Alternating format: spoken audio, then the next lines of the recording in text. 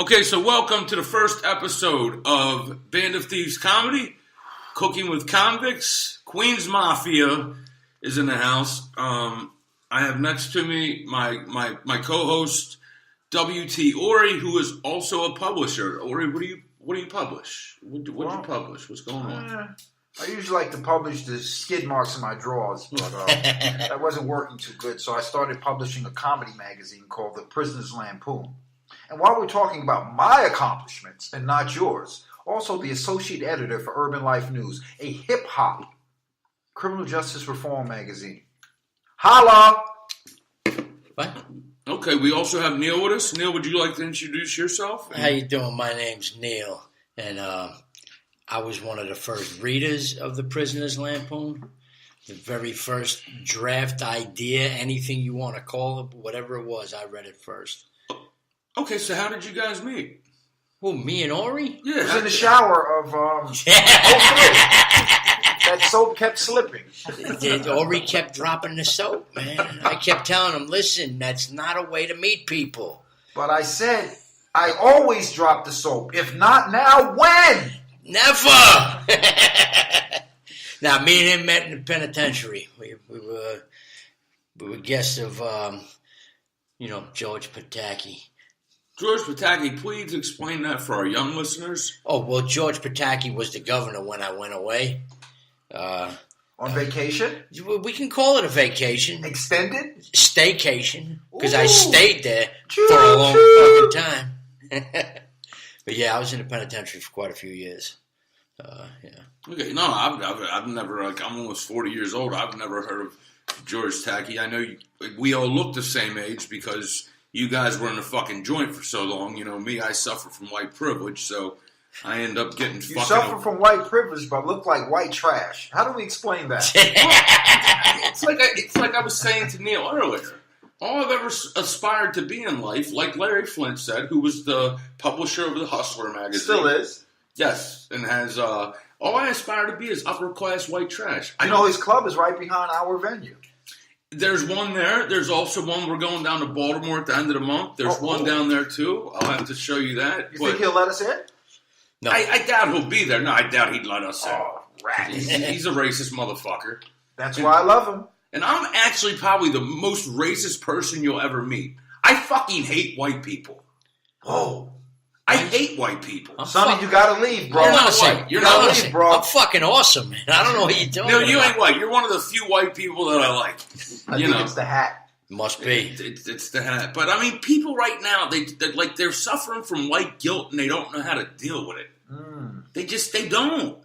You know, like when I crack racist jokes in front of you, our Dominican friends, my gay friends, they all laugh at it. You say it in front of a white person, and they get offended. They're professional victims. You didn't know that? You didn't get the memo? I did. Yeah, that's what happens from drinking so much.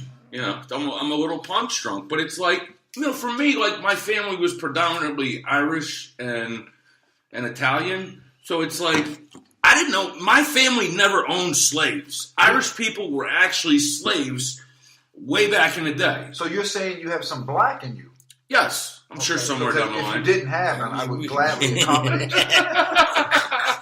you. Give him a little more. So what's your background, Al?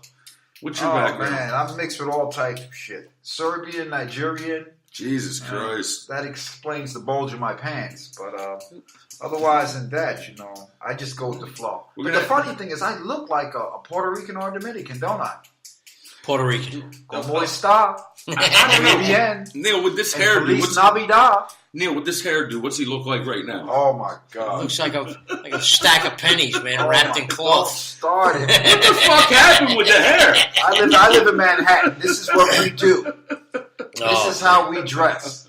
We don't look like forgettable. You see, that's why you got to invest in one of these lids. I see. Right there, bang. Where'd you Cover up get that hat from? Boston. Boston, oh Yeah, my I bought it God. at Gorman Brothers Hat Shop in I Boston. say we go back and get them. Well, I wanted a black one, but they didn't have any. Oh my God. So I got this one. Okay, once you have black, you don't go back. I don't know about that, but you know. So I got to ask both of you this, and I want to hear both of your levels. But before I get into that, Neil, what's your background? We're all months now. I'm mostly Irish. Okay, but I got some Lithuanian and a little bit of American Indian. Just because we were part of that whole crew that yeah. Okay, so here, and you just brought up Manhattan, which is funny to me, because when I first moved up here, like I grew up in Baltimore, and you guys are both lifetime New Yorkers, right? Yes, I am. You're actually from here. Absolutely. Most people that live up here now. You've been here 10 years, you're a New Yorker. Yeah, well, I've been here for close to 11. Actually, I've been here for 11 now. So I am a New Yorker, but at the same time, when I moved up here, people would tell me, and I'm bringing this up because of your fucked up hairdo right now. We can never let this happen again. But people would tell me, wear the skinny jeans. Where I grew up, I grew up in Baltimore City. So everybody was always straight thugging it, wearing the baggy jeans, pants sagging. Oh, so you're still stuck in the 90s? I am. Okay. I don't think I'll they get gave me a call last week and they say they want their pants back. I don't know. So what's going on in everyday life today with anybody? Anybody got something going on right now they want to talk about? Parole, man. This shit is killing me. My parole officer, every time I go on there, she pulls out this thing like, I need skill sets. What do you do? I said, you know what I do. She says, Mr. Ori, what do you do? I stab motherfuckers. That's what I do. She goes, that's not going to work, sweetie. You need to go to therapy. So, she gave me an ultimatum. She goes, go to therapy or do stand-up. And that's how I met this guy. That always trips me out about when you go to the doctors. And, for me, because I'm a lifetime alcoholic, I've been going to AA since I was 7 years old. They used to have this thing called Alateen.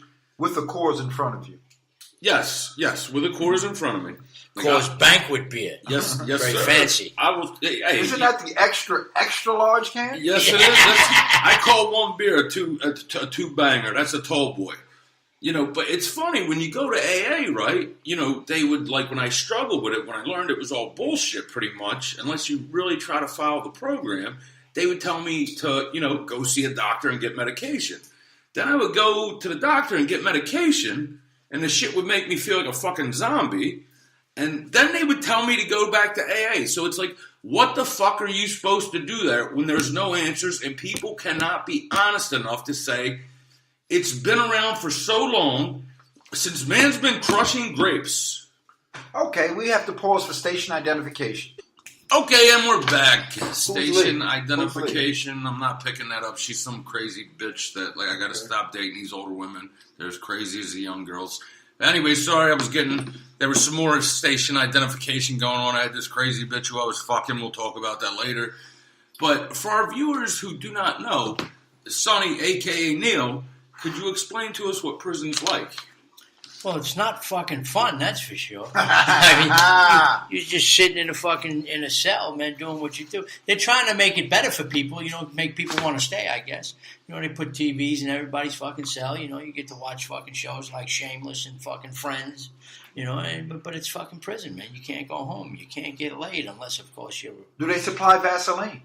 Well, you have to buy it in the commissary. Oh, but Vaseline is readily available? Vaseline is readily available. What about lotion? Oh, yeah, plenty of lotion. Jergens? What brands, bro? Come on, you kidding me? Crab, soft soap. Dude, I want to know this, because I jailed a lot as a juvenile. We called it training school. She's just drinking water. Sorry, that's my dog drinking water. I always put ice cubes in her tray. She likes it. She likes chewing on them. She's got a big jaw. But I wanted to know this, because I've never done much time in adult jail. I did a lot of time in juvie, or what we called was training school. Mm-hmm. Do they use fifis in adult jail? And could you explain to the crowd what a fifi is? A fifi is something that I could never use. But a fifi is basically a plastic bag filled with Vaseline, right? And you take the plastic bag and you put it inside a rolled up towel so it's nice and tight. Right? And Fifi, some people call them a Susie, but you stick your pecker in there and you do what you do until you do what you've done. You know what I'm saying? And then, but Fifi never really worked for me. Where I was from, what they did when I was a kid, and again, I never did this. I would just fucking jerk off like a normal human being. But, they would get rubber gloves, ice, and lotion.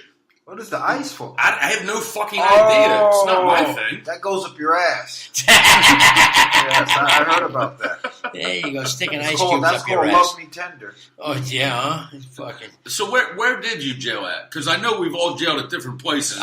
Both you guys have done more time than me. Where'd you jail I at? did most of my time in Attica. I spent a total of 30 years in prison. I did 10 years in Attica. Jesus Christ. So what type of things have you been locked up for? Oh, just being a thief. I was always a thief, man.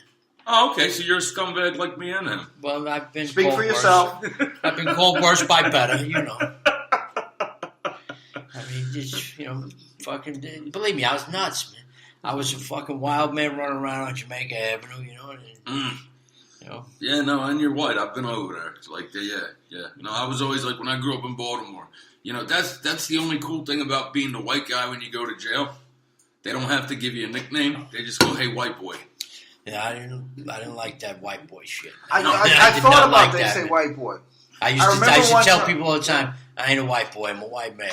Yeah. Fucking 50 years old. I stopped being a boy a long time ago. I remember one time something was happening and the officer came up to me and said, you think you can handle this?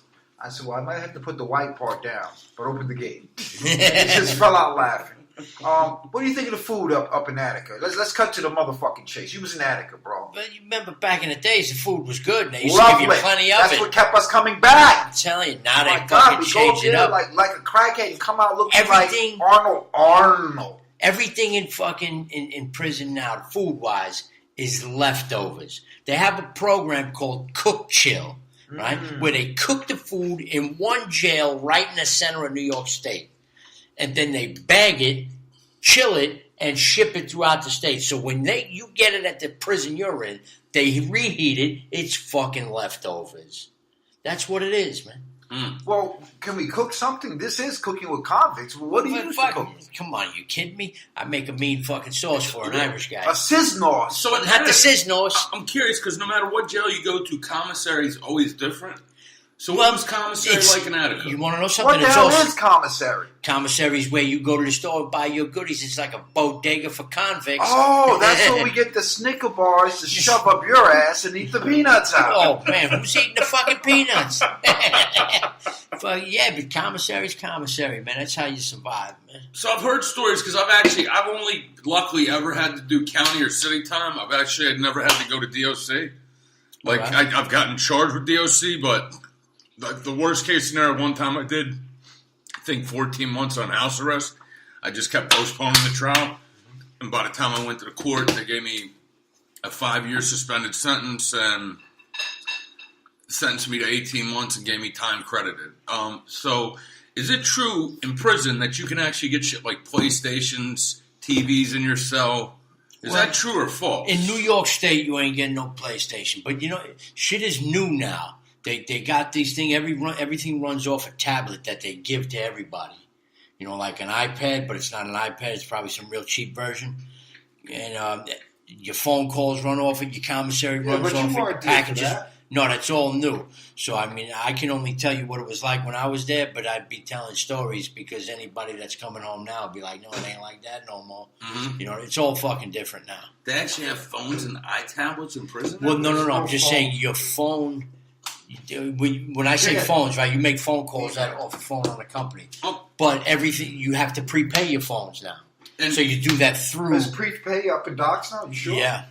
Oh, yeah, it is. So Entirely. Do you have to have a list of people you're calling, or can you Yeah. call whoever? You got to have a list. If they're not on a list, you're not calling them. See, it's different than that in county and city. You can call whoever. What the is fuck county you and want. city? What are you talking about? You Well, talking like- about Rikers Island? No, like when I was jail's different up here. Oh. Jail's different up here. Like when I was in Baltimore, you know, if you got locked up, there was city or county. Well, that's all in good, man. This is not funny. I want something fucking funny about jail. Tell me something funny about county. Well, I knew everybody's father. Like when I started jail, and I would fucking, you know, I went there and I was scared my first time. You know, first time I got charged, right? They hit me with fucking attempted murder at 16. Oh my god. And I didn't do this shit. My buddy did it, but at the time I was still in that tip. I ain't gonna snitch. And I don't know. We're getting ready to be done today. Take pause. Okay, so let's revamp. All right. Well, for our first podcast, we did get kind of serious today. We are starting off again. This is Band of Thieves, Sonny, a.k.a. Neil, My partner, W.T. Ori, will be coming live and direct to you probably about 2 times a week, and the cook-offs should start in another week or 2. Have a good day. Bye-bye.